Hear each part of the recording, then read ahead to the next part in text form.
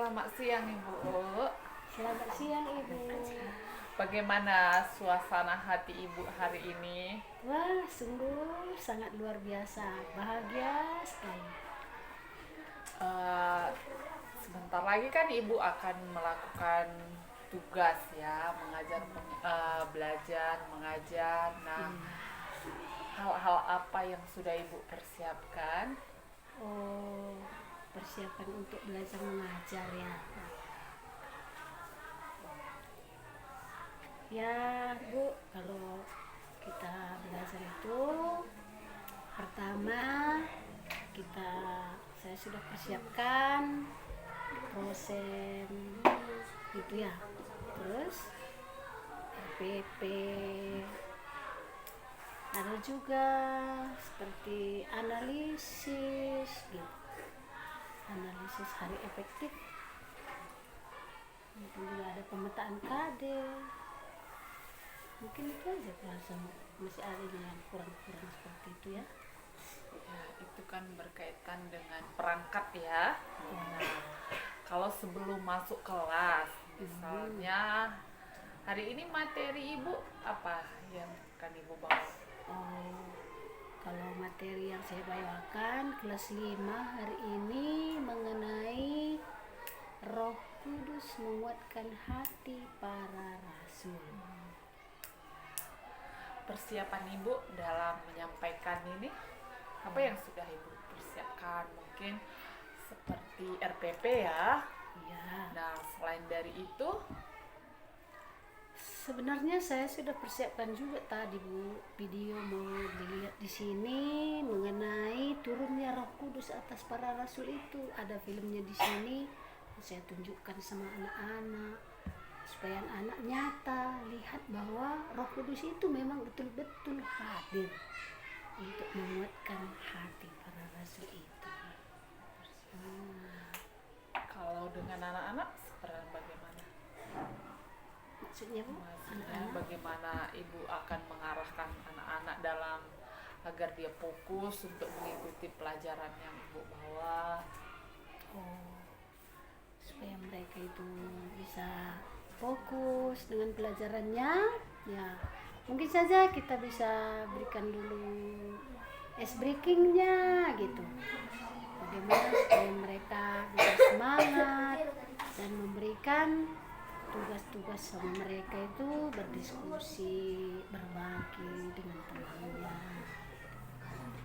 Luar biasa sekali ya Ibu. Nanti izinkan saya untuk masuk di kelas Ibu ya. Saya mau lihat bagaimana yang telah Ibu sampaikan tadi. Oh iya ya, nggak apa-apa Bu, dengan senang hati Terima kasih Ibu Bu. datang, mohon bantuannya dan dukungannya juga. Satu lagi ya kalau Selamat pagi anak ibu semuanya.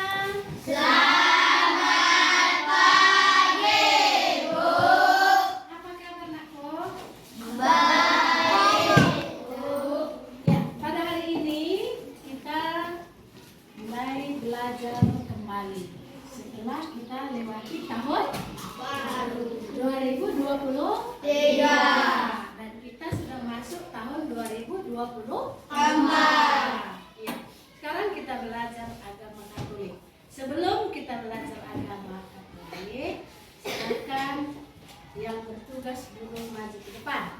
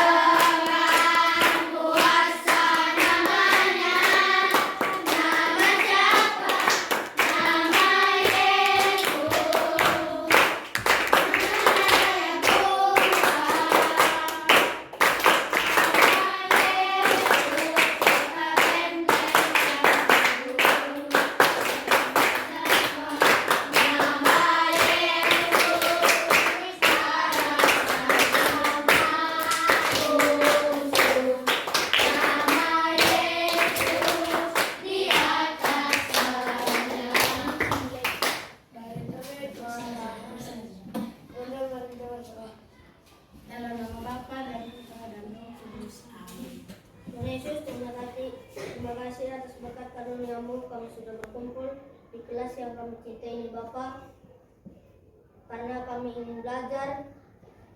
Berkati kami Tuhan, agar kami bisa menjawab pertanyaan yang diberikan guru kami, dan juga Tuhan berikan guru kami ketabahan, kesabaran, agar dapat mendidik kami dengan baik. Begitu juga orang tua kami yang kami tinggalkan di rumah. Jaga mereka Tuhan, berikan mereka kesehatan, umur panjang dan juga rezeki.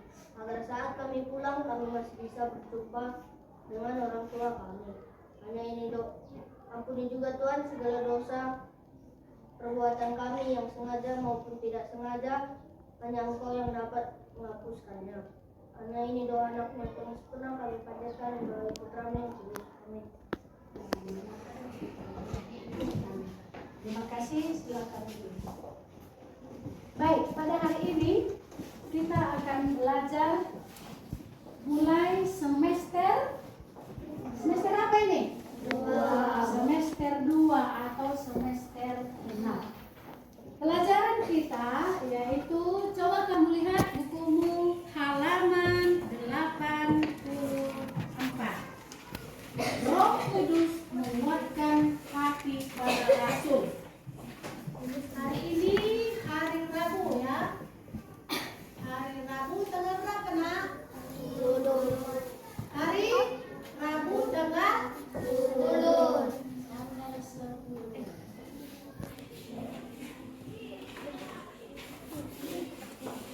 Pelajaran kita yaitu Roh Kudus. Roh Kudus menguatkan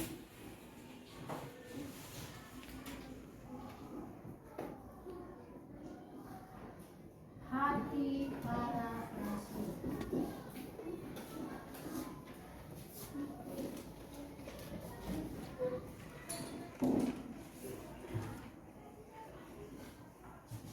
Ya, sudah kalian lihat halaman berapa tadi?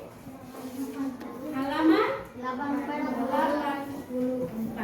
Jadi sesuai dengan pelajaran kita itu, dari dulu waktu kita belajar semester 1 itu, maka kita sudah banyak belajar mengenai bagaimana kasih setia Allah kepada kita. Itu nampak dalam perjanjian lama, di mana Allah selalu setia menyelamatkan manusia itu dari ketidaksetiaan manusia itu sendiri. Itu jelas nampak dari perjanjian lama, di mana Allah mengutus para nabi untuk membimbing dan mengarahkan manusia supaya tetap berbuat yang terbaik. Dan bahkan manusia itu terus berbuat dosa sampai pada perjanjian baru, maka manusia itu tetap berbuat dosa. Karena kasih Allah kepada kita itu, Dia mengutus putranya untuk menebus dosa kita. Siapa putranya? Siapa putra Allah itu? Yesus Kristus. Siapa? Yesus Kristus. Yesus Kristus diutus ke dunia untuk menebus kita. Bulan 12 kemarin kita sudah rayakan hari raya Natal, kelahiran Tuhan. Nah, di situ pun kita lihat sampai Yesus besar, sampai Dia dewasa, bahkan Dia juga dihukum apa? Mati. Dihukum mati. Dia disalibkan. Nah, itulah kesetiaan Allah kepada kita. Yesus mati, disalibkan, dimakamkan. Semua murid-murid Yesus ketakutan. Tidak berani lagi dia keluar. Kenapa? Karena mereka kehilangan ibu mereka. Nah, Allah tidak diam. Allah berusaha dan selalu berinisiatif untuk menolong manusia itu. Maka Dia memberikan apa? Roh Kudus ini. Roh Kudus ini yang menguatkan hati para manusia.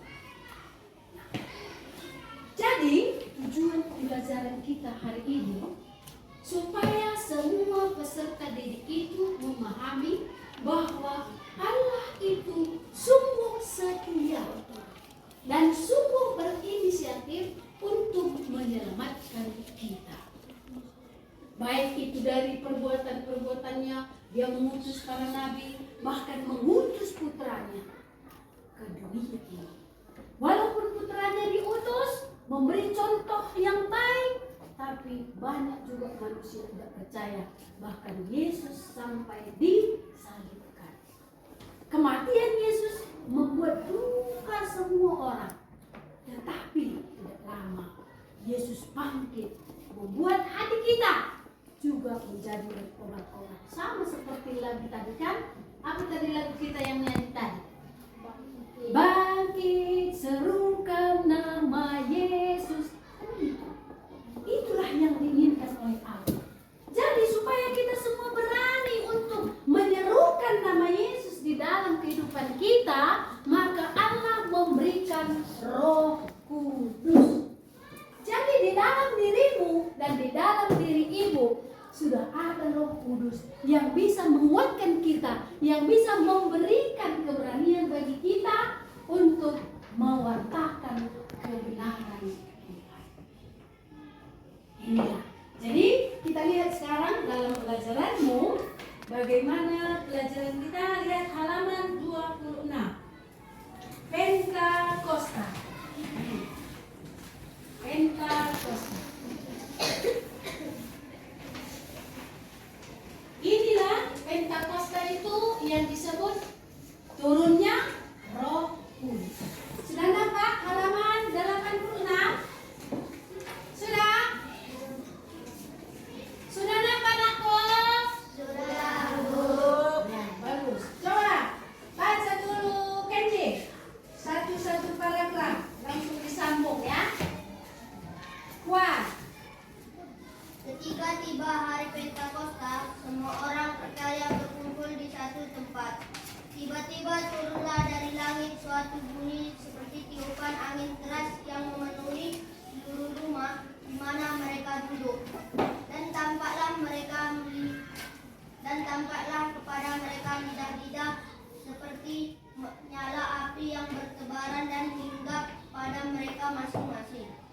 Maka penuhlah mereka dengan Roh Kudus. Lalu mereka mulai berkata-kata dalam bahasa-bahasa lain, seperti yang diberikan oleh Roh Kudus, Roh itu kepada mereka untuk mengatakannya. Waktu itu di Yerusalem diam orang-orang Yahudi yang saleh dari segala bangsa di bawah kolong langit. Ketika turun bunyi itu, berkerumunlah orang banyak. Mereka bingung karena mereka masing-masing mendengar Rasul itu berkata dalam bahasa mereka sendiri. Mereka semua tercengah-cengah dan heran. Lalu berkata, bukankah mereka semua yang berkata-kata itu orang Galilea? Bagaimana mungkin kita masing-masing mendengar mereka berkata-kata dalam bahasa kita sendiri, yaitu bahasa yang kita pakai di negeri asal kita. Kita orang Partia, Media, Elam, penduduk Mesopotamia, Yudea dan Kapadokia, Pontus dan Asia, Firigia dan Pamfilia, Mesir dan daerah Libya yang berdekatan dengan Kirene. Pendatang-pendatang dari Roma, baik orang Yahudi maupun penganut agama Yahudi, orang Kreta dan orang Arab. Kita mendengar mereka berkata-kata dalam bahasa kita sendiri tentang perbuatan-perbuatan besar yang dilakukan Allah. Sambung Kesia. Mereka semuanya tercengang-cengang dan sangat terharu-haru sambil berkata seorang kepada yang lain, apakah artinya ini? Tetapi orang lain menyindir, mereka sedang mabuk oleh anggur manis. Maka bangkitlah Petrus dengan ke-11 rasul itu, dan dengan suara nyaring ia berkata kepada mereka, hai kamu orang Yahudi dan kamu semua yang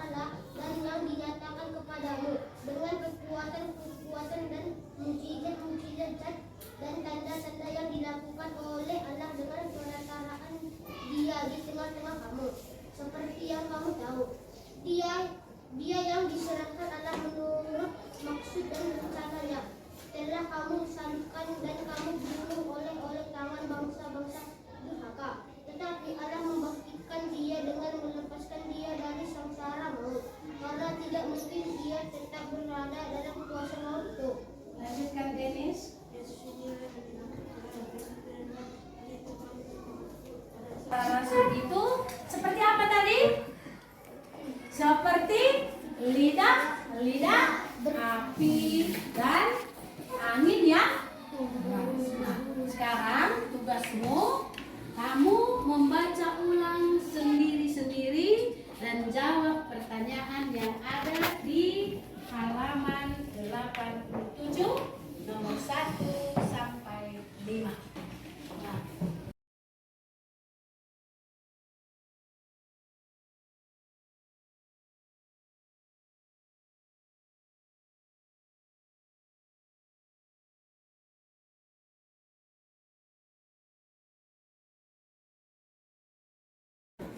siapa yang tulis ya? Ya, si Hendra dulu. Ini nomor 1. Baca ke depan. Coba dengarkan temanmu. Nomor 1. Apa yang turun dari langit? Bunyi seperti tiupan angin keras yang memenuhi seluruh rumah di mana mereka duduk, dan tampaklah kepada mereka lidah-lidah seperti nyala api. Sekian dan Iya. terima kasih. Tepuk tangan untuk teman kita. Yang turun dari langit itu adalah Roh Kudus seperti lidah-lidah api dan tiupan angin yang keras. Oke, nomor 2. Siapa yang sudah siap? Nomor 2. Kita dengarkan temanmu, Hendri. Kita bingung karena mereka masing-masing mendengar rasul itu berkata-kata dalam bahasa mereka sendiri. Iya, tepuk tangan untuk teman kita. Karena mereka sudah tahu bahwa bahasa mereka, karena datang di situ kan banyak suku, jadi mereka sudah tahu berbahasa suku-suku itu. Ada yang lain? Nomor seterusnya? Ada yang sudah siap?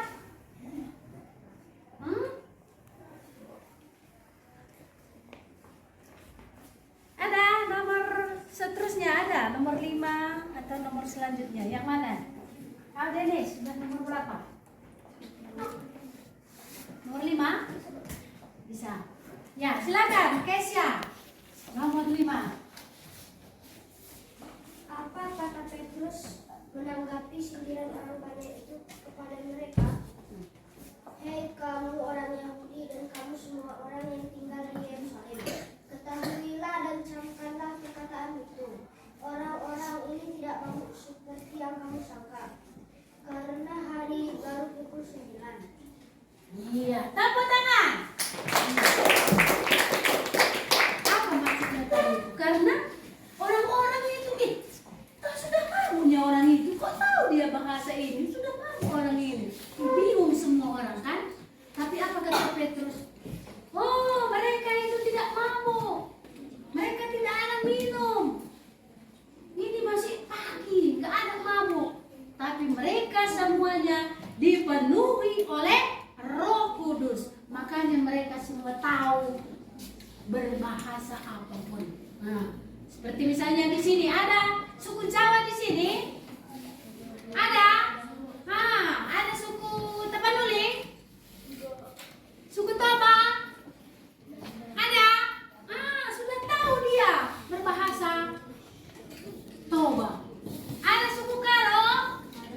Ada. Kalau Roh Kudus itu udah bisa dia bahasa Karo. Makanya kitab suci kita itu sekarang sudah banyak bahasanya. Iya kan?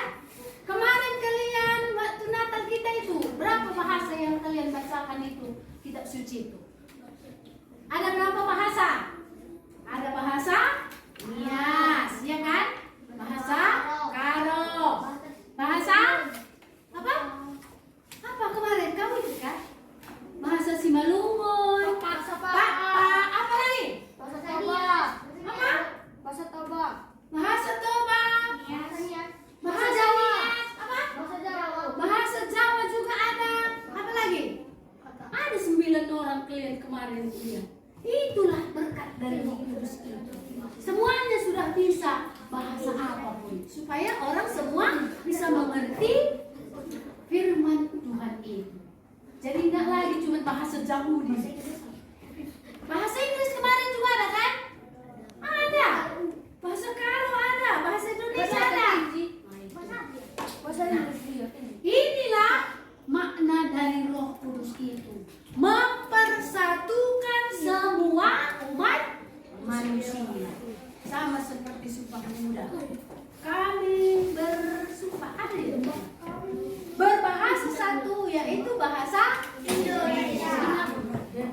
inilah makna dari Roh Kudus itu yang bisa menguatkan kita biar kita bisa melaksanakan dan mewartakan firman Tuhan. Nah, ada yang mau bertanya? Jelas semua?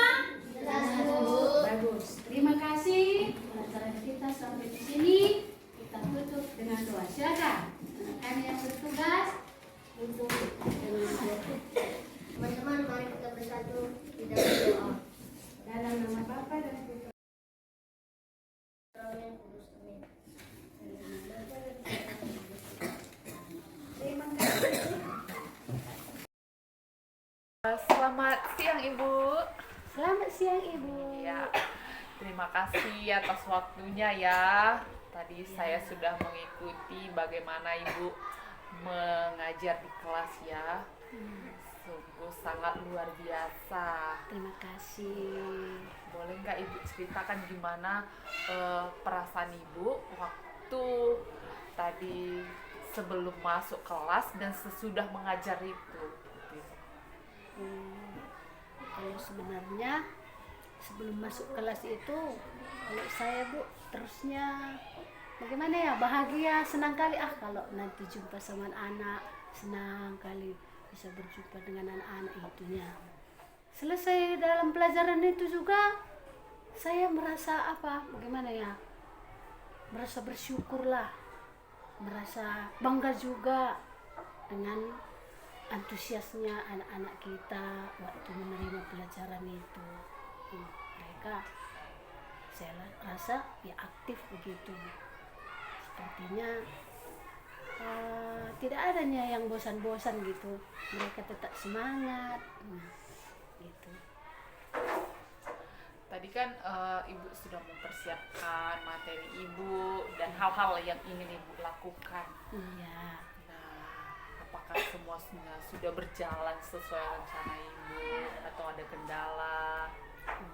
Itu ya Bu ya, yang namanya pun rencana, pasti rencana itu semuanya kita rencanakan yang baik bagaimana gitu, tapi saya rasa ya kadang-kadang rencana seperti tadi lah yang saya rencanakan kadang-kadang tidak bisa terjadi seperti apa yang saya inginkan gitu. Mungkin ya dari pihak saya juga ada kekurangan, dari pihak anak-anak juga yang mungkin mereka juga belum begitu bersiap untuk menerima pelajaran pada hari ini, mungkin karena baru-baru ya, baru masuk tahun baru, jadi suasananya suasana tahun baru gitu kan, masih ada lah di situ kendala-kendala gitu ya.